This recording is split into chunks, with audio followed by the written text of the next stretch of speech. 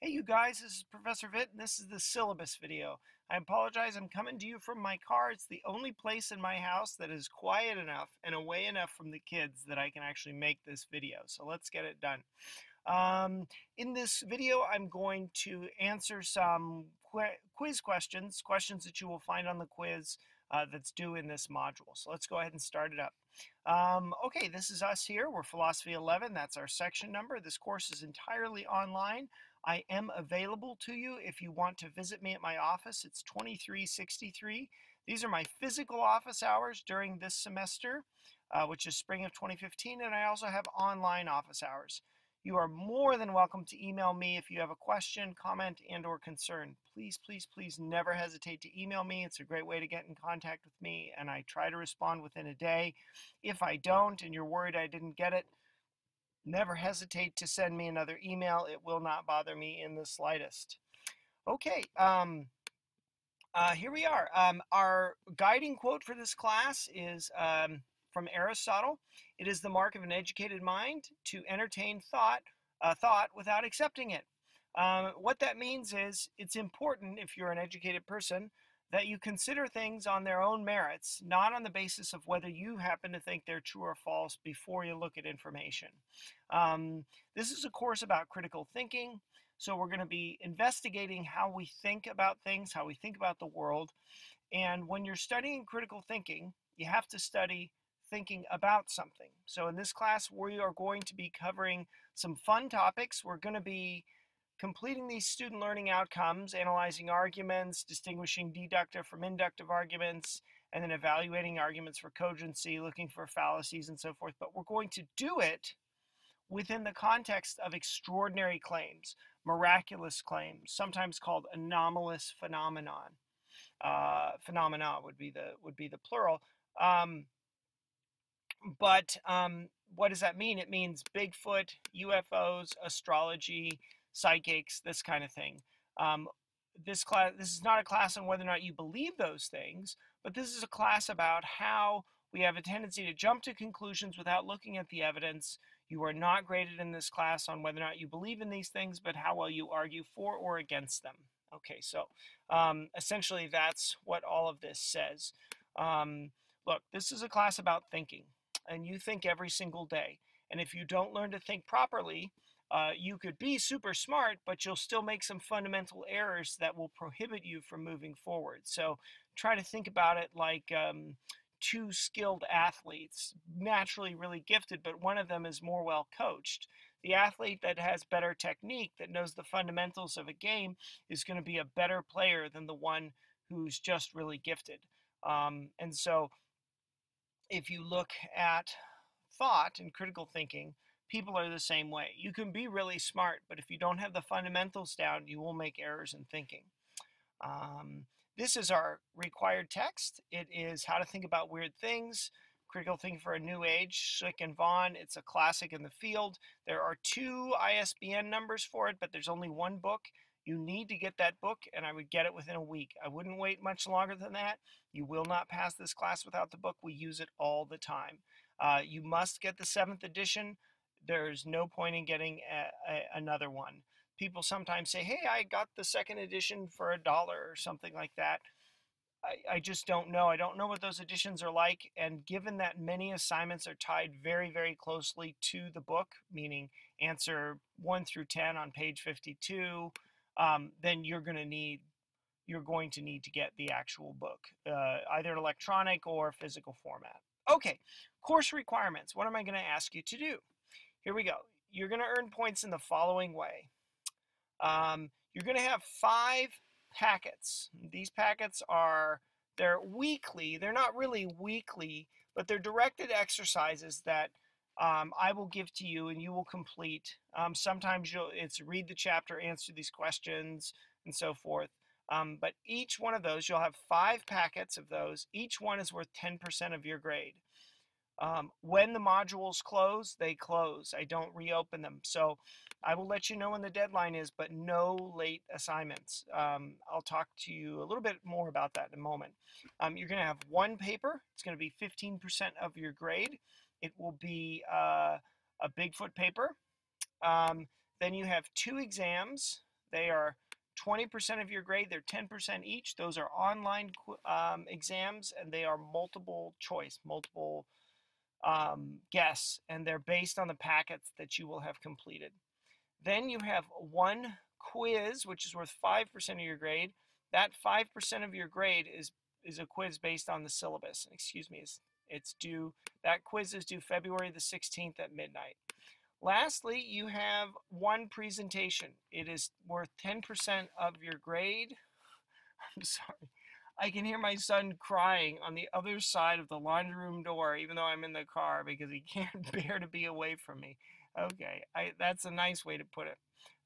Then you have a presentation. It's the last thing you'll do in the class. It's worth 10% of your grade. Okay, grading policy. This is set by Long Beach City College. Just a straight A, B, C, D, F scale. Okay, now we have other ways to contact me here. Pinterest, it's just my Pinterest page. I have a bunch of stuff on there. If you're on Pinterest, you know, take a peek. Facebook, a good way to contact me if you're on Facebook. Probably the best way to contact me is Twitter. That's if you just have a quick question, you want to shoot me a question, boom, you know, there you go. That is probably the best way. But if you have a question about your grade, email me because I won't do it. I can't talk about your grade on Twitter. That's a public sort of service. Okay, notes. Just a note before I go any further about dropping the course.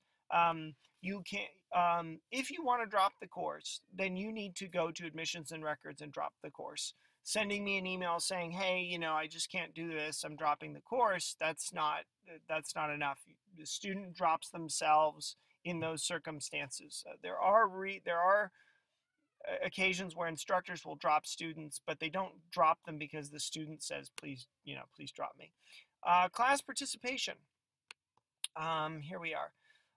Using critical thinking involves actively sharing your ideas, experience, and opinions on a consistent basis. This class proceeds on a modular basis. So what that means is once the module is closed, it's not reopened. So, and late modules are not accepted. So you have to be able to log in each and every week, if not more frequently, to pass this course. If you are emailing me and you say, I'm going to be out of the country for 3 weeks, I'm not going to have access to internet or to Moodle, I would encourage you to not take the class. You have to be able to log in, you have to be available, and importantly, your email has to be current. Make sure your email is current. That is how I will contact you through Moodle. So it's not an acceptable, you know, sort of thing if I email you and you say, oh gosh, I never use that email account. You know, unfortunately, I cannot help you there. You know, whatever email you have through Moodle, make sure it's one that you check and you use regularly. Okay, content disclaimer. This course deals with controversial topics that are going to affect your beliefs, or you might not react to them, but most of the time, one of the topics we cover relate to somebody's deeply held beliefs. As your instructor, my job is not to tell you what to believe. My job is to tell you how to think, right? And so I truly, truly do not care whether you believe in Bigfoot or UFOs or psychics or any of it, or whether you do or you don't. I mean, it has no bearing on my life. But I do care that whatever you believe or disbelieve, you have reasons for thinking that way, and that your reasons are cogent and they hold up, right? I'm an instructor. I'm here to teach you how to think. If you just logged into this class and I had you spit back and I told you, right, it doesn't work, right? You can only find the truth when you look for it. And I'm not grading you on what you think is true. I'm just grading you on how you argue. So please never feel like your grade depends upon what you believe. Oh yeah, but I believe in UFOs and he doesn't believe that way, and and you know, it truly makes no difference to me. I've had students, ace students, just absolutely great students who have done really well, and they believe and don't believe in any number of things. So don't feel like, although you're going to be covering really interesting ground, don't feel like I'm grading you on what your beliefs are. Okay, make sure that you have internet access, and Moodle, of course. I would encourage you to have a Twitter account if you want, but you don't have to. Um, please use your current electronic email. I already mentioned that earlier. Really important. Academic integrity and plagiarism. I'll leave you to that to read it, but plagiarism is when you take somebody else's work as your own. And it often gets caught, I'd say virtually always. Don't do it. If you're taking the class, you are the person taking the class, you are doing the work online. If you need an extension on a paper or something, okay, but don't, email me, but do not cut and paste off the web for your paper or something like that. It will not work, and it'll get you a bad grade. So don't do it. It's not worth it. It's never worth it. If you're pushed for time, just email me and ask me for an extension. Don't cheat. Now, I have a lot of information here in the syllabus about student success centers, DSPS. We have an excellent veteran center here at Long Beach. Career and Job Services Center, a great place to go if you want someone to help you work on getting a job, getting a career. People pay hundreds and hundreds of dollars for this. I had a friend just the other day emailed me. He was so happy.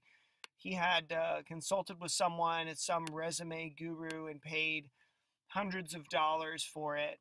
Well, I mean, those services are available to you for free, so I would encourage you to take advantage of it. Assignments, we're going to go over the sequence of assignments in a minute, but that sequence is tentative, and it can be changed. I reserve that right. No makeup assignments for the course. Please get stuff done on time. The reason why it's that way, it's an online course, and if we don't push and close things off and move ahead, then people don't do as well. Classroom decorum online. You will be discussing with one another in different forums and chat rooms, all sorts of different things. Please make sure that you are always respectful and you honor civil discourse with another person. And if you don't, then in accordance with the rules of Long Beach City College, we'll ensure that the learning environment for all students is maintained. Okay, academic freedom. Inevitably, there will be something either in the book or in a video or something that we watch that may have some objectionable language, or it may be an adult topic. It may have to do with anything from advanced forms of medical treatment and so forth. This is just the nature of education, is that we cover some of these topics, and you will not always agree with the topics that we cover.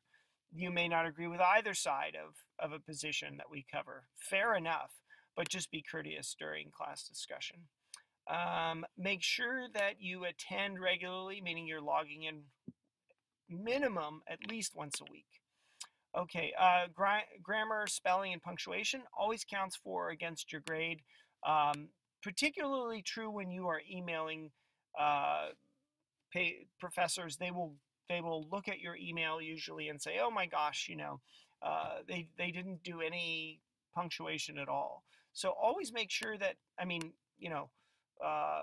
when you're writing a paper, you check the grammar, you check the spelling, and when you write an email, make sure it has periods and capital letters and stuff like that. It's just really important at college level that we sort of meet that standard. Okay, schedule of assignments. Here we go. Your first week, the only thing you have to do, watch this video and then take the syllabus quiz. Now, I included Module 1, but you will not, I repeat, you will not turn it in. You do not turn in the module for the first time. You will only be taking a syllabus quiz. The module is there so that you see what it is it's going to be covered and what they look like, but you will not turn in Module 1. You will only take the syllabus quiz. Okay. Then we'll cover a second site. Within the context of extrasensory perception or clairvoyance, psychic powers, we're going to cover confirmation bias, different cognitive biases, the nature of critical thinking, the nature of possibility. There are different kinds of possibility: logical possibility, physical possibility. We're going to look at the Fourier effect and subjective validation. Now, that's all Greek to you. What's it about? Who knows? but you're going to have module packet number 1 due. It's going to be due February the 28th at midnight. Okay, and that'll be from chapter 2 in the book. I'm not going to go through each one of these. You can read them at your leisure. So this first week, you only have one thing to do. Boom. It's the syllabus quiz after you watch this video. And that concludes the syllabus. Let me just make sure you know your grade breakdown here, right? You have 5 packets, 10% each, 1 paper at 15%, 2 exams at 20%, a quiz at 5%, and a presentation at 10%. Make sure you log in frequently. That's super important. Make sure your email is current. And make sure you appreciate I am not grading you on your beliefs. I have great students who believe and don't believe each and every module that we've got on every side of the coin. So that doesn't matter to me. But what matters to me is how you argue for your point. Okay, you guys, great. I look forward to the class.